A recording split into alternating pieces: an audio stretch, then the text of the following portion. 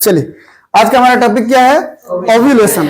यदि मैं आपको कहूं कि ओव्यूलेशन को डिफाइन कैसे करोगे, तो दो लाइन में डिफाइन करना है आपको। तो ओव्यूलेशन का मतलब क्या हुआ? किसी फीमेल के ओवरी के ग्रेफियन फॉलिकल से सेकेंडरी ओसाइट का बाहर निकलना। ओवरी से बाहर निकल के फीमेल के सीलोम में आना क्या कहलाता है? ओव्यूलेशन कहलाता है। ओवा का बाहर निकलना ओव्यूलेशन कहलाता है। लेकिन केवल सेकेंडरी ओसाइट ही बाहर नहीं आता, बल्कि उसके चारों तरफ फॉलिकुलर सेल भी बाहर आते हैं। फॉलिकुलर सेल की कुछ लेयर भी बाहर आती है, उनको क्या कहते हो? कोरोना रेडिएटा या क्यूमुलस ऊफोरस के नाम से जानते हो। वो होना भी जरूरी है। वो नहीं होगा तो फैलोपियन ट्यूब में जो फीमरी होते हैं उसको रिसीव नहीं कर पाएंगे। ठीक। ओव्यूलेशन के लिए कौन सा हार्मोन बहुत जरूरी है बोलने पर? Luteinizing hormone, LH hormone. उसके बिना ओव्यूलेशन नहीं होगा। ओव्यूलेशन दो प्रकार से हो सकते हैं। एक ओव्यूलेशन होता है स्पॉन्टेनियस ओव्यूलेशन, दूसरा ओव्यूलेशन होता है इंड्यूस्ड ओव्यूलेशन या रिफ्लेक्स ओव्यूलेशन। कितने प्रकार के हो सकते हैं? दो प्रकार के। ध्यान से देखिए,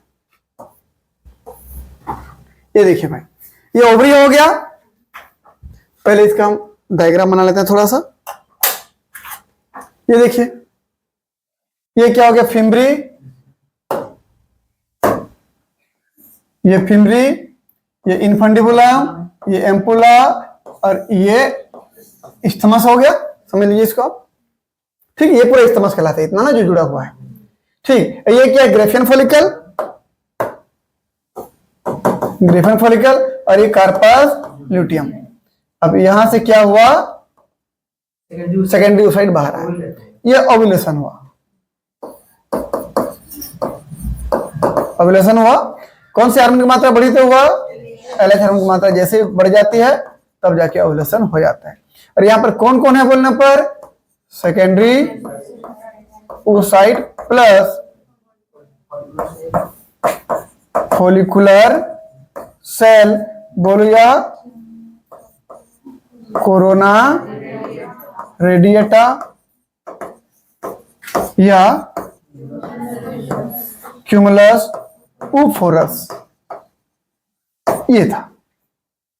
ये जो ओव्यूलेशन हुआ ना, ओव्यूलेशन दो प्रकार से हो सकता है।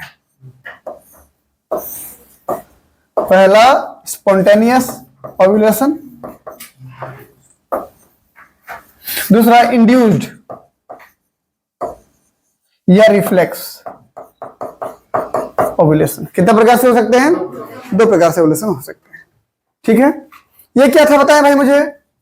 ये सर्विक्स था और ये वेजाइना था। ये पूरा फीमेल रिप्रोडक्टिव ऑर्गन था, बीच में यूट्रस था, और ये ओवरी है।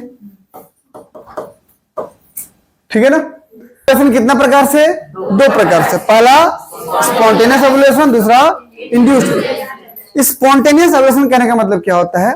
ये अपने टाइम पे रिपीट होते रहता है, अपने समय पर रिपीट होने वाला ये ओव्यूलेशन है। इसको किसी प्रकार के बाहरी स्टिमुलेशन की जरूरत नहीं पड़ती है, अपने आप होते रहता है। जबकि इंड्यूस्ड या रिफ्लेक्स ओव्यूलेशन जो होता है, किसी न किसी प्रकार के बाहरी इन्वायरमेंटल स्टिमुलेशन की जरूरत पड़ती है। अगर वो स्टिमुलेशन मिलता है तब जाकर वो ओव्यूलेशन करता है, तो क्या कहलाएगा? वो इंड्यूस्ड या रिफ्लेक्स ओव्यूलेशन कहलाता है।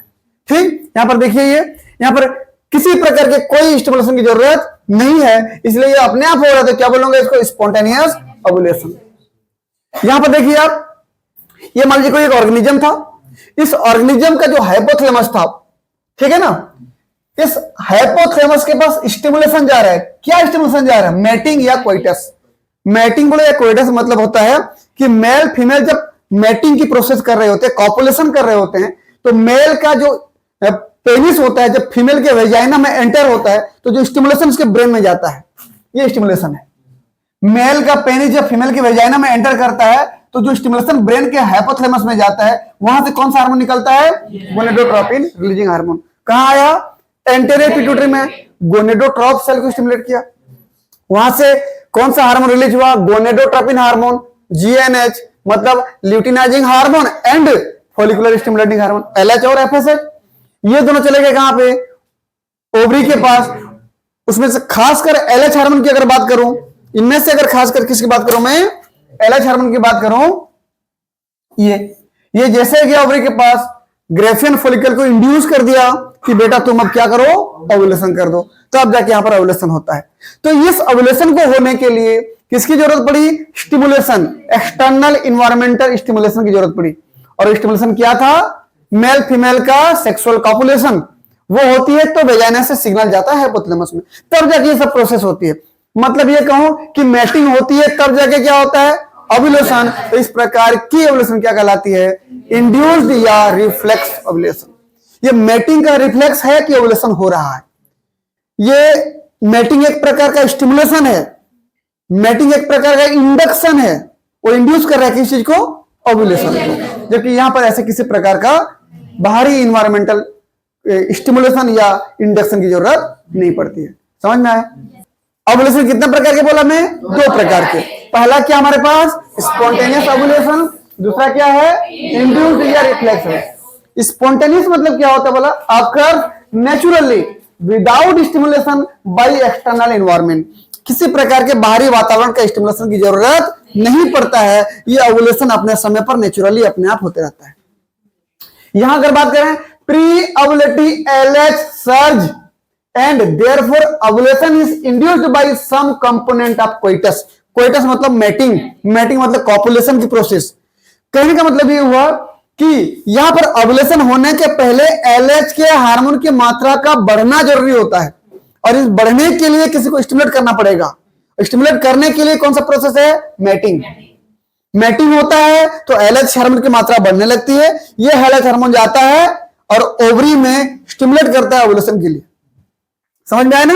Like received of genital stimulation, मैं क्या बोला, मेल का जब पेनिस फीमेल के वेजाइना में जाता है तो फीमेल के वेजाइना मेल के पेनिस को रिसीव किया, तो वहां पर स्टिमुलेशन का सीधा कहां पे, हाइपोथैलेमस के पास, वहां से गोनेडोट्रोपिन रिलीजिंग हार्मोन रिलीज हुआ। फिर gonadotropin hormone LH FSH, LH FSH चला गया ओवरी के पास, ओवरी को स्टिमुलेट कर दिया, ओव्यूलेशन हो गया। समझ में आया, ये हो गया।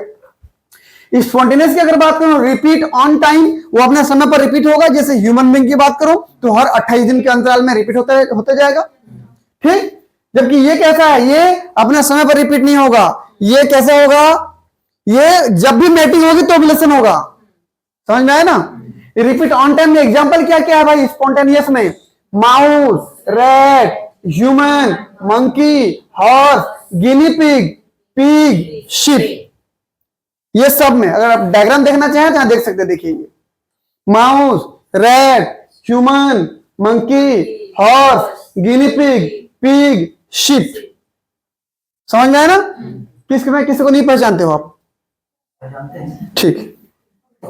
अगला देखिए इधर, यहां पर देखिए इसमें क्या बोला हमें कि यदि ओव्यूलेशन होना है तो उसके पहले एलएच की मात्रा को बढ़ाना पड़ेगा, और बढ़ाने के लिए स्टिमुलेशन चाहिए। और स्टिमुलेशन के रूप में कौन कार्य करता है, मैटिंग की प्रोसेस। जेनेटल ऑर्गन का मेल का फीमेल के बॉडी में एंट्री होना ही क्या होता है, वो स्टिमुलेशन होता है, जेनेटल स्टिमुलेशन होता है। उसकी वजह से एलएच हार्मोन बढ़ता है, फिर सारी प्रोसेस होती है। एग्जाम्पल किसमें, rabbit, ferret, mink, camel, llama, alpaca, ठीक है ना। देख लीजिए, rabbit, ferret, mink, camel, llama, alpaca, ठीक है ना। ये देख लीजिए डायग्राम में जो भी दिख रहा है, मैं नाम नहीं लिखा हूं कि नाम तो ऊपर में लिखा गया है, सीक्वेंस में सब वही है, ठीक है ना। तो इन सब में क्या हो रहा है, स्पॉन्टेनियस अपने समय पर रिपीट होता जाता है। इसमें क्या हो रहा है, इंड्यूस, जब जब मैटिंग होगी तब तब ओव्यूलेशन होगा। समझ में आ गया ना, ठीक। ये जो स्पॉन्टेनियस और इंड्यूस्ड जो हमारे पास ओव्यूलेशन है, इसमें जो ये आप देख पा रहे हैं, इतना जो एनिमल है इसको हमने स्पॉन्टेनियस ओव्यूलेशन के कैटेगरी में रखा, और इतना जो दिख रहे हैं उसको इंड्यूस्ड या रिफ्लेक्स की कैटेगरी में रखा। तो इसका मतलब ये नहीं है कि केवल उतना ही उसके अंदर आते हैं भाई। जितने भी एनिमल हैं, जितना भी एनिमल है जिनमें ओव्यूलेशन होता है, वो किसी न किसी कैटेगरी से तो बिलोंग करते होंगे। सब नाम लिख पाना संभव नहीं है। अगर आप जानना चाहते हैं, एक एक नाम सर्च करिए गूगल पे जाके, और वहां पर एक एक नाम के बारे में आपको बता देगा फिर, ठीक है ना। ये केवल एक एग्जांपल है जानने के लिए कि किसमें कितना होता है। सब एनिमल का नाम लिखना संभव नहीं है। ठीक।